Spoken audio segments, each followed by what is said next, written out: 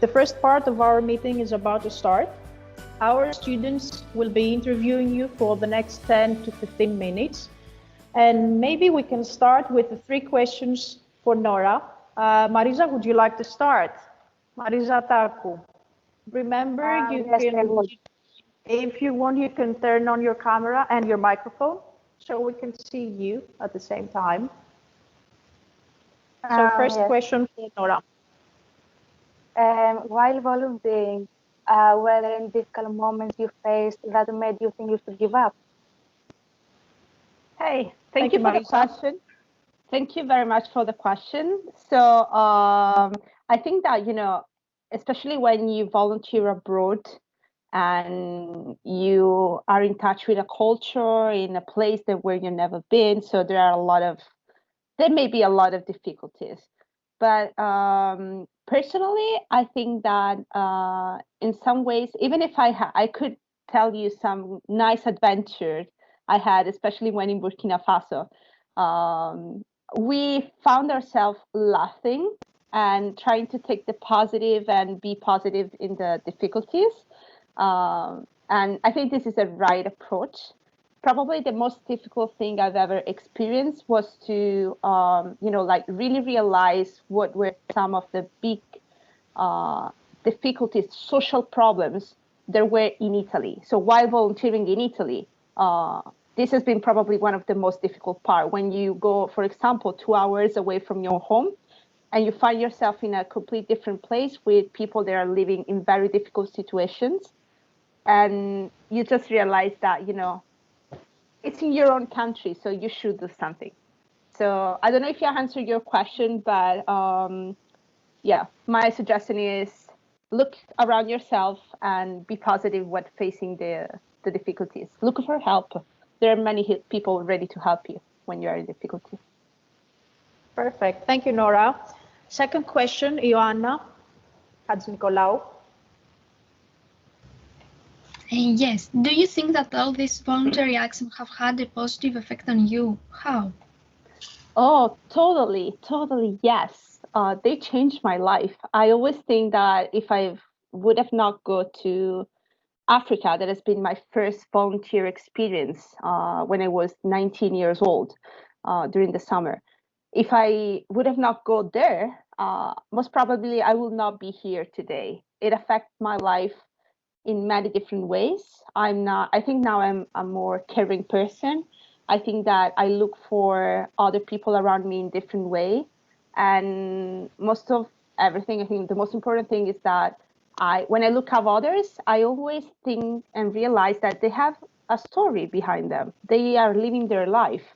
So I think that volunteering really can teach you that you never have to judge somebody based on your first impression, because the way that they are in that moment can be also why they're in this way is because of their life and what they experienced. So yes, I suggest volunteering once in life, even in your community, in your own city, at least once, because you can learn a lot of yourself as well. Thank you, Nora. Third question, Πολυχρόνης Ασματζής. Ωραία. What are your future plans considering the Lasallian network? My future plans I have a lot of plans in my mind, but I think that I also have a big dream, that is to allow any Lasallians all over the world to have the opportunity to travel international, experience the Lasallian mission in other countries. Sometimes when we talk of volunteering, we always imagine people from, for example, Europe or United States going to places where they are more fragile, like Africa or Latin America, where there are more difficulties. My big dream is to see African people being able to volunteer and, for example, in Italy, and bring their skills, their talent, and all their competences where the mission is needed. So we are now working to create a very strong network between all the different countries and districts where the Institute is present right now. And so my big dream is to have a very good volunteer network where people can have good experience and really meet other people from other countries. Perfect, and we hope your dream will come true, Nora. Now, Kim, your turn to answer the questions. The first question for you, just give me a second. Irini Karidji.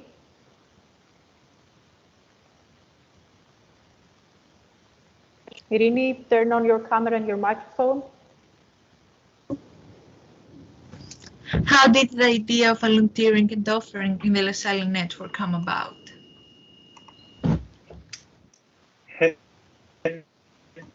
Nice to meet you. You know, when I look at the question, I'm surprised that it comes from a 14-year-old student. No?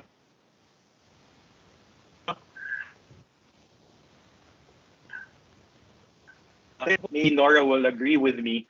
The idea really comes from a need. Say, for example, in a I'm not sure. certain place, what I need to support.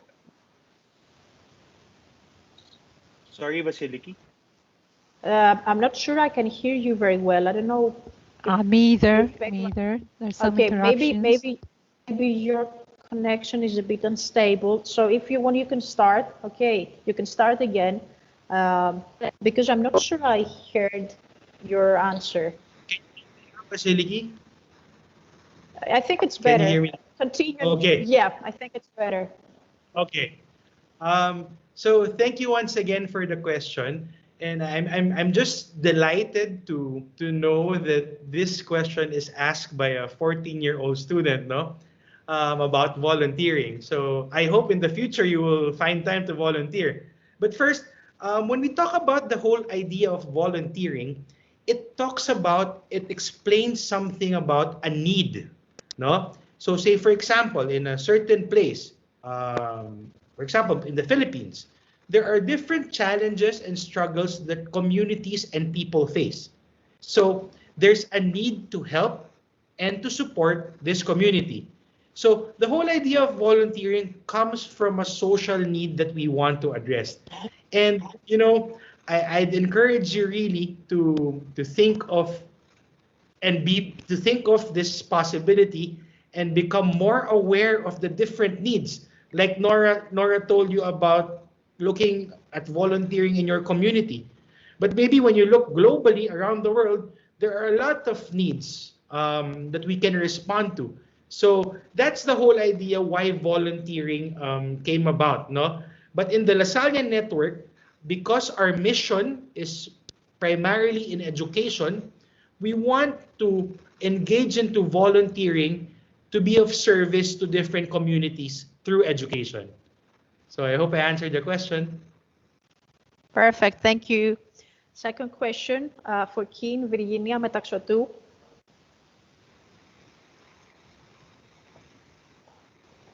Hello and good morning, Mr. Kim. What stages did you go through to get to the position you have now? A pleasure to meet you, and thank you for the very nice question. No? As Vasiliki mentioned, I've been a Lasallian since I was kindergarten until I graduated from a LaSalle University. And you know, when I finished my university, I had the chance to work with LaSalle as the youth coordinator here in the Philippines. And there are different stages, no? I've been when I was a student, I was very active in organizations. I was part of the student government, and when I graduated, I did a lot of mission work, no? Teaching in different schools. I also was a volunteer a few months of my time, and yeah, where did it lead me to my position now? To tell you the truth, I did not expect that I will be in this position now, no? Being the coordinator of the International Young Lasallian movement. And I think it's a message I want to share with all of you. As you grow older, you'll realize that sometimes you don't need to ask for something. It just happens because that and the desire of God for you. So how did this happen? I still figure that out, but the only thing I know is that it's not my plan that's happening. It's the plan of God. Thank you, Keen. And last question. Let's finish with Androniki Bella. Hello, and for me too. What distinguishes Lasallian institutions from other common ones? That's a very nice question. And the answer is very simple. In a Lasallian institution, you will never feel alone. You will never feel alone. I've met briefly your teachers. They're amazing people. I've just talked to them for a short time. And the feeling of being warm and being taken care of, you will really feel it from them. So across the world, different schools, you ask our students, what is the best experience of being in a LaSalle school? Is that feeling that you're never left behind. In fact, the people we pay attention to the most when you talk about Lasallian institutions are the ones who are quiet, who are shy, the ones who sometimes don't have the opportunity. And that's, I think, the very distinct quality of a Lasallian institution. Thank you very much for the beautiful words, Keen, the compliment, and thank you for your answers, both of you. Now the floor is yours. You may start your presentation. Remember to share your screen. Okay, Nora, you're a pro, you're an expert, so you know everything. Okay, you can start your presentation.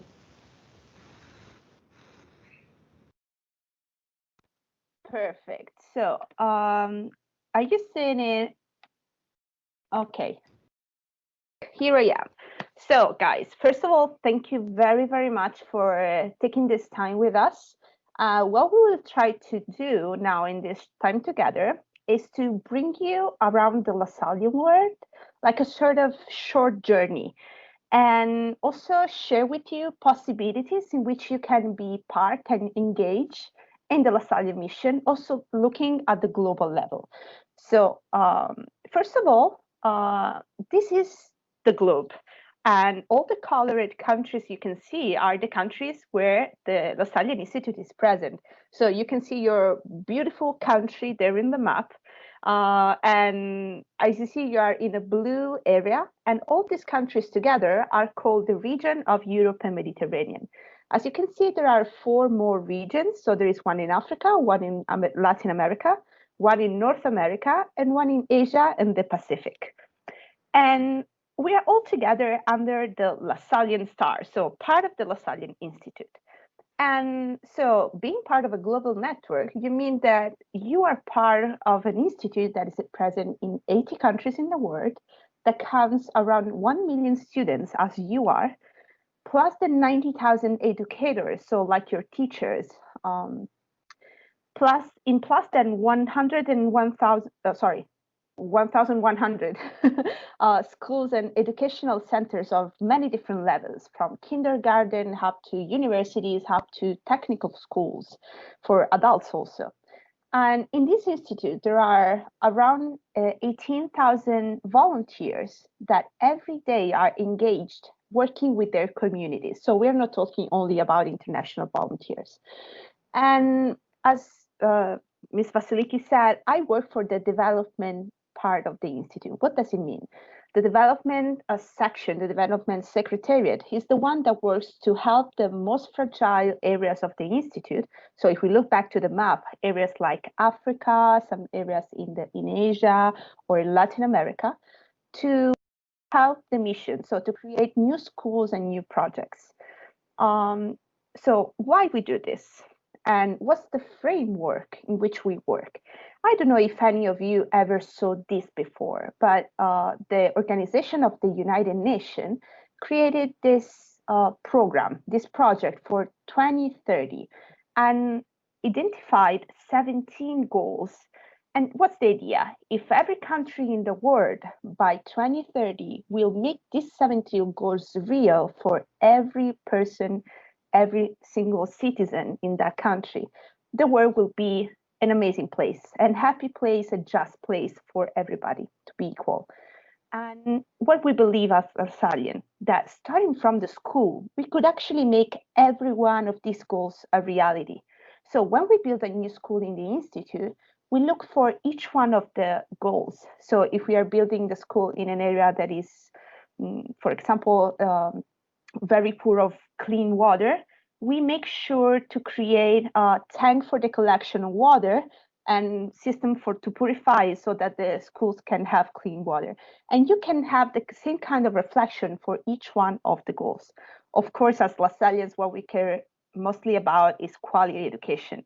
So our most important goal is to bring education in these areas of the world where not every kid can actually go to school. So quickly, I wanted to share with you some 3 projects that we have in the most fragile part of the world. And sometimes you don't need to invent the wheel and search for projects in places, but you just can look at the news and really find needs that the world is looking for, is facing right now. So you may know that South Sudan is one of the youngest country in the world. It just has been created in 2011 after a long civic war. So what the Lasallian Institute did, created a school in Rumbek, a secondary school for students that actually, these guys you can see in the pictures are exactly your age. They look so tall and so old, kind of grown up, but they are exactly your age. During the Civil War, all the schools were modified and used as industries or for military purpose. So many kids couldn't go to school anymore. And so we built this school. It's a school for boys because there is a big problem right now, and because the country is not still in peace and still facing a war. If the kids don't go to school, they will end up being children soldiers. So we started building the school, and right now we are in the 2nd year. So the school is really brand new. And all the students now can go to school. There are around 300 right now. And they started their second circle, the 2nd class. Another event, you may heard about this in the news. On 4th August this year, in Beirut, there was a big explosion in the seaport. And unluckily, nearby the port, there are many Lasallian schools. So actually, we launched an institute appeal all around the globe, really, in order to collect money, fundraise, and rebuild the schools that were destroyed. And thanks to the help of many people around, we have been able now to collect the money to really rebuild almost all the schools that were destroyed and repair all the damages. And so the students are actually back in the schools right now, even if, with COVID is always difficult as for you. And 3rd project, I wanted to talk about this project because this is also one of the it's a very particular group of projects. It's called the Beyond the Borders. So the Institute identified some projects around the world that are really helping the people that are at the borders, the most in need, the ones that are facing the biggest challenges. And in Papua New Guinea, not all the students can go to school. So we decided to create this school. It's a technical school, so it allows actually students to learn skills, practical skills, so that they can develop their life and search for a job in the future and get a job in an easier way. So this is a project that is very important for us. We're working hard for this, and it's also, one of the focus we have right now. So you may ask yourself, why does this have to do with me? Why this matter for me? Simply because you're part of this global network. I don't know if you are familiar with this logo, but every year the Lasallian Institute publishes a Lasallian reflection. So a little booklet to suggest some reflection. And the theme of this year is actually you are part of the miracle. Because each one of you, just because you are Lasallian students, are part of this network. You have classmates all around the globe. They're actually studying in a school that is similar to yours, that have similar values than you have. And yeah, you're together in this journey, basically. So now Sirkin will share with you some ways in which you can actively be participating in the mission. Even if you are in Greece, you know, there is this big network that is just waiting for you. Go for it, Kim. So thank you, Nora, for that excellent sharing. So now I'd like to take this opportunity to invite you um, to know more about this Young Lasallian movement that you are part of. You know, you'd see in this image 16 to 35 years old. But just because you are special, I will make it 13 to 35 years old. And you're all in. Thank you. Okay, so what's this image? This is the Young Lasallian umbrella. Basically, we want to show this image to emphasize on the idea that, as Nora said, you are part of the miracle, you are part of the network, and you can be part of this movement. So Young Lasallians are people who choose to be involved in mission, no? In the Lasallian mission. Sometimes maybe you will ask yourselves, I'm only 14 years old. I'm a student. I'm a recipient of the mission of education. But maybe the idea we want to share with you, the message is, even if you're young, even if you're, you know what I mean, you think that you can't do anything for the mission, you actually can do something. A small act of generosity is already doing the mission. So next slide, Nora. So just to share with you some of the projects that we've done, and maybe some of you have participated in this online space that we've started last May. So because of the pandemic and all the lockdowns, the main challenge, aside from the health crisis, was really people were stuck in their homes. And, there were a lot of fears, anxiety, um, people losing jobs, people can't freely go out. And we felt that at that time during May, when it was the height of the quarantine, we felt that maybe Lasallians should come together online to show support for each other. No? This is why we launched this movement, this online movement called Indivisa Manet, with the theme We Remain United. So Indivisa Manet has its roots in Latin, which means permanently indivisible. So we just crafted this theme of We Remain United when we launch it. So We Remain United is our message, especially now that we are asked to be physically apart. So I hope you can follow the Young Lasallians Facebook page or the Instagram, so you'll get updated, and maybe you'll have the opportunity to be a participant in one of our activities in the future.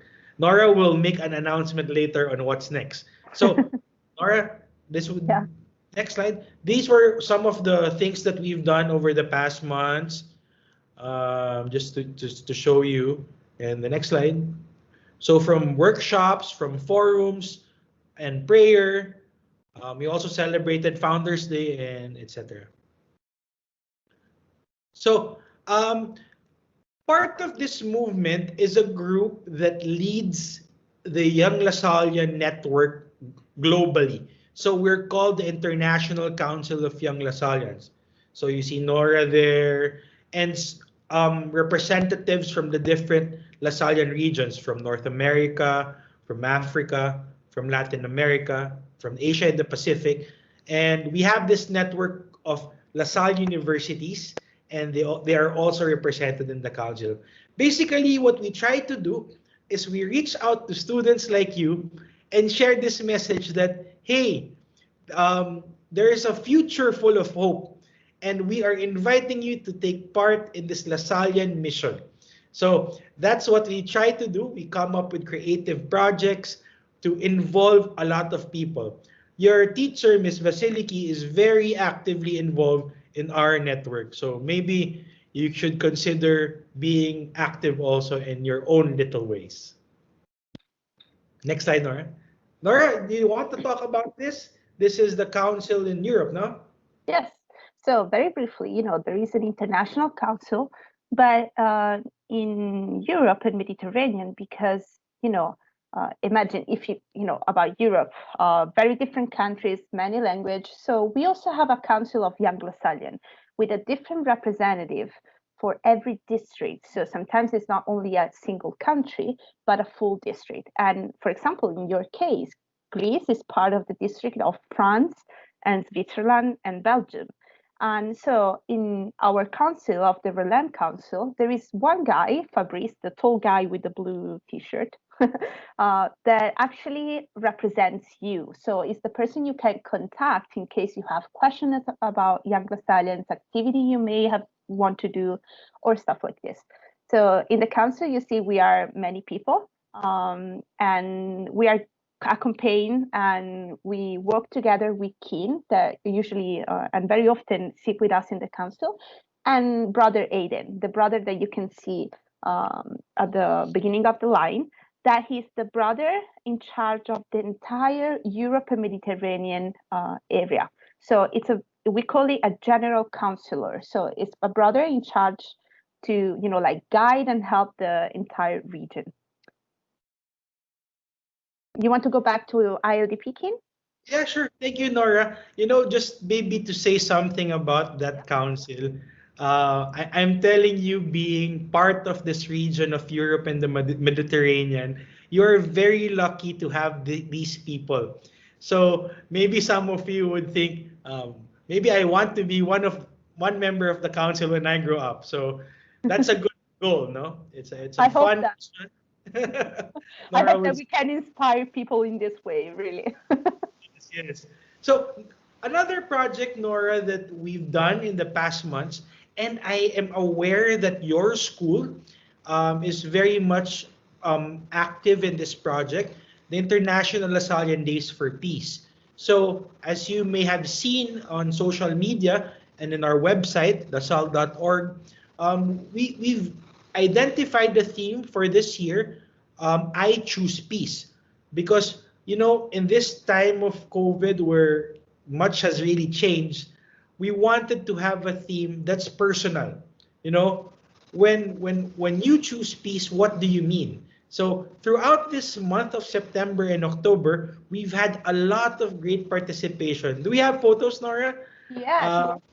So we have a lot of prayer activities, which was live on Facebook and YouTube.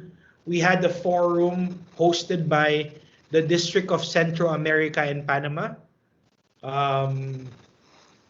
And Nora, can you say something on this? Yeah, so we have been live broadcasting some activities on social media, and in one of these, if you look at the center of the picture, you should be able to recognize somebody that she has been amazing working with us and helping us a lot with the social media management during one of these events. So Vasiliki, thank you again for taking part in this.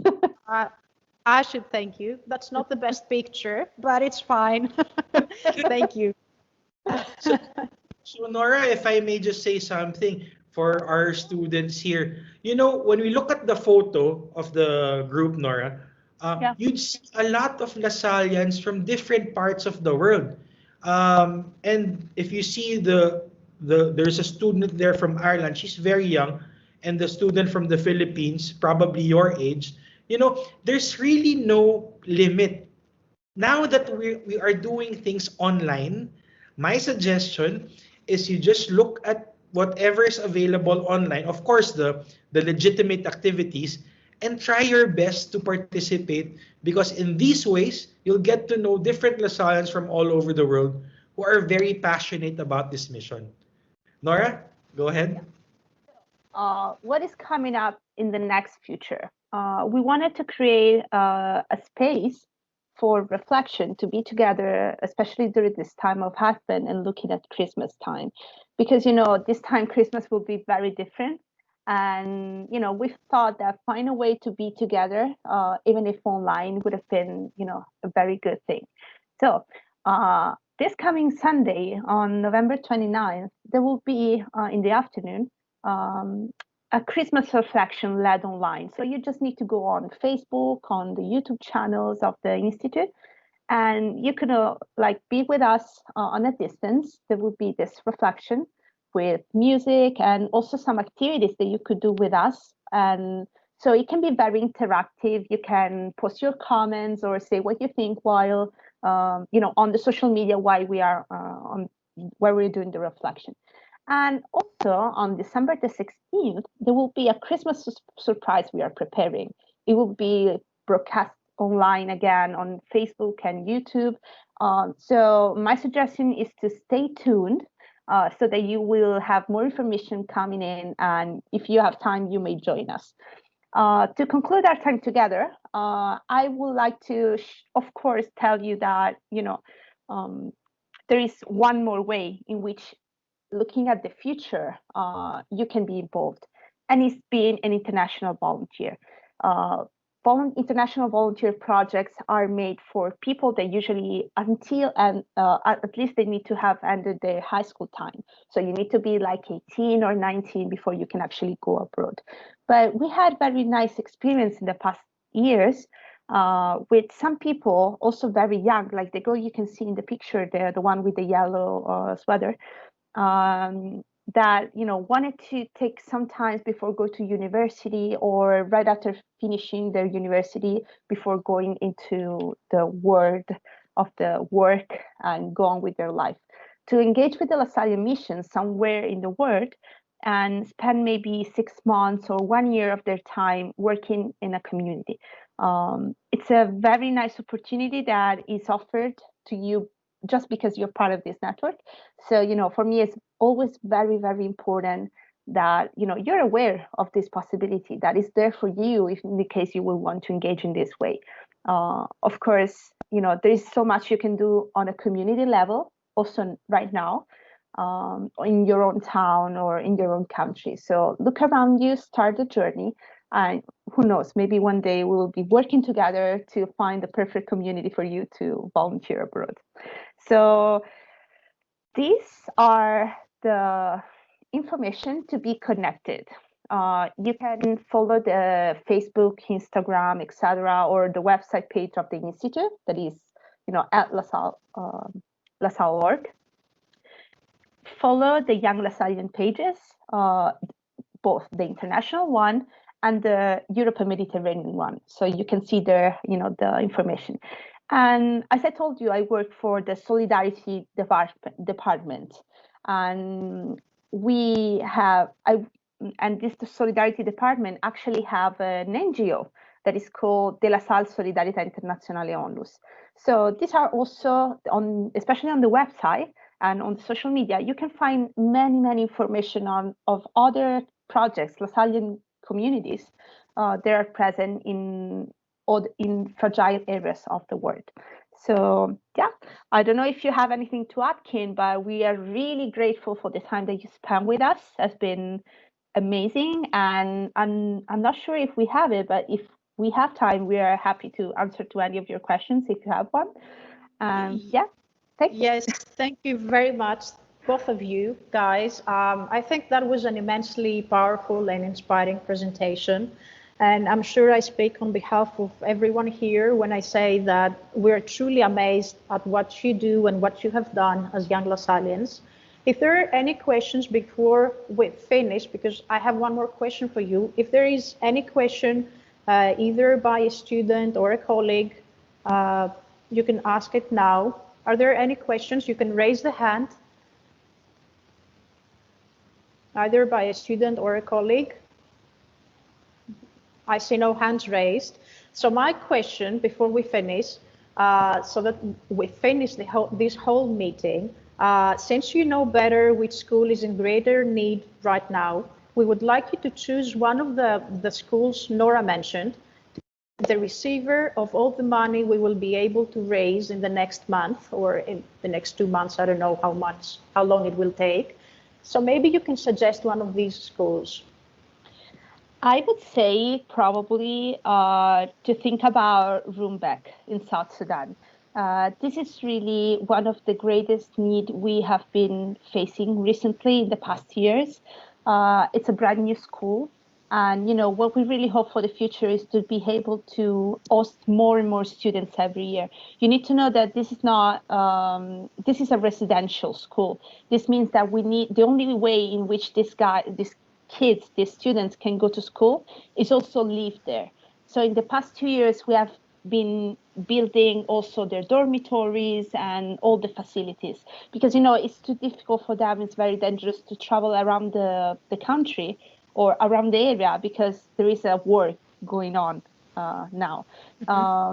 Many schools in the past 2 years have been collecting money to equip their classrooms.